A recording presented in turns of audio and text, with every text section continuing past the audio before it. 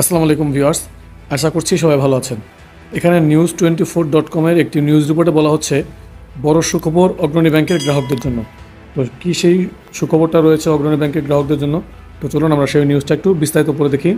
এখানে বলা হচ্ছে আবারও চালু হতে যাচ্ছে অগ্রণী দুয়ার ব্যাংকিং সেবা, যা দেশের লাখের অধিক গ্রাহক এবং হাজারো এজেন্ট ও স্টাফের জন্য স্বস্তির খবর নিয়ে এসেছে। গত 8 জুলাই হাইকোর্টের নির্দেশ প্রদান করেন।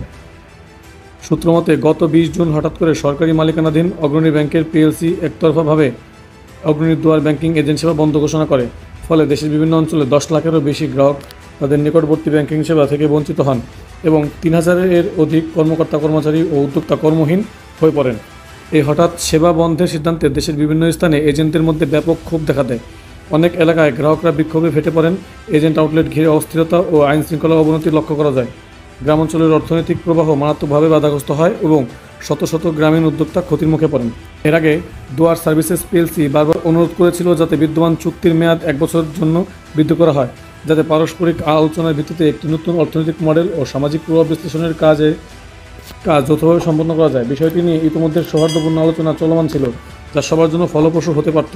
তবে অগ্রণী ব্যাংক আলোচনাধীন অবস্থাতে হঠাৎ করে সমস্ত কার্যক্রম স্থগিত করে, যা অনেকেই দায়িত্বজ্ঞানহীন ও চুক্তিভঙ্গ হিসেবে দেখেন। পরিস্থিতি দ্রুত অবনতির দিকে গেলে দুয়ার সার্ভিসেস পিএলসি মধ্যস্থতা প্রক্রিয়া শুরু করে এবং বিষয়টি পরে হাইকোর্টের দৃষ্টি আকর্ষণ করে। 8 জুলাই বাংলাদেশ সুপ্রিম কোর্টের হাইকোর্ট বিভাগ এক নির্দেশনায় অগ্রণী ব্যাংকে অগ্রণী দুয়ার ব্যাংকিং চুক্তি অনুযায়ী চলমান এজেন্ট সেবা চুক্তি স্বাক্ষরিত হয়েছিল 21/6/2022 তারিখে পুনরায় শুরু করতে কোনো বাধা সৃষ্টি না করার নির্দেশ দেন। এই আদেশের ফলে দুয়ারের আওতাধীন সারা দেশে 500+ আউটলেট ও 3000+ কর্মী পুনরায় কাজে ফিরতে পারেন, যা গ্রামীণ অর্থনীতির পুনরুজ্জীবনে গুরুত্বপূর্ণ ভূমিকা রাখবে।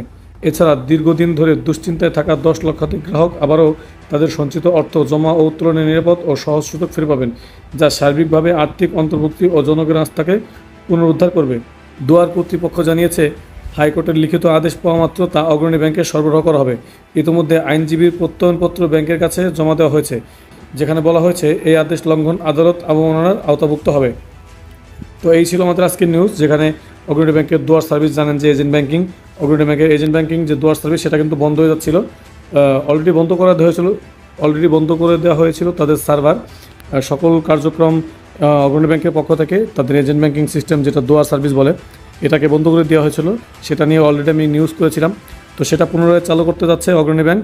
খুব দ্রুতই তাদের সার্ভারের কাজ শেষ করলে তারা নতুন করে এই দুয়ার সার্ভিসের সাথে চুক্তিবদ্ধ হবে এবং হাইকোর্টের আদেশক্রমে নতুন করে এই দুয়ার সার্ভিসটা চালু হবে।